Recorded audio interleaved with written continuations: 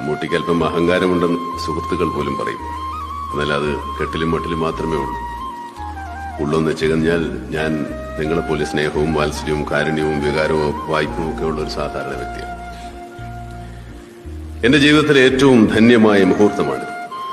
ചികിത്സിക്കാൻ അർഹതയില്ലെങ്കിലും എനിക്ക് ഡോക്ടറേറ്റ് പദവി ലഭിക്കുമ്പോൾ അതിന് സാക്ഷ്യം വഹിക്കാൻ എന്റെ ബാപ്പ ജീവിച്ചിരിപ്പില്ല എന്ന ദുഃഖം മാത്രമാണ് ഈ വേളയിൽ എന്നെ അലോസരപ്പെടുന്നത്. ഞാനൊരു ഡോക്ടറാവണമെന്ന് എന്റെ ബാപ്പ ആഗ്രഹിച്ചിരുന്നതാണ്.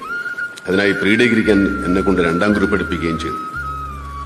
പഠിത്തത്തിൽ ഉഴപ്പി സിനിമ തലയിൽ കെറ്റി തിയേറ്ററിൽ നിറങ്ങിയതിന്റെ ഫലമായിട്ട് കെമിസ്ട്രി പരീക്ഷയിൽ ഞാൻ തോറ്റു. അങ്ങനെ എന്റെ ബാപ്പയുടെ ഡോക്ടർ സ്വപ്നം തകർന്നു.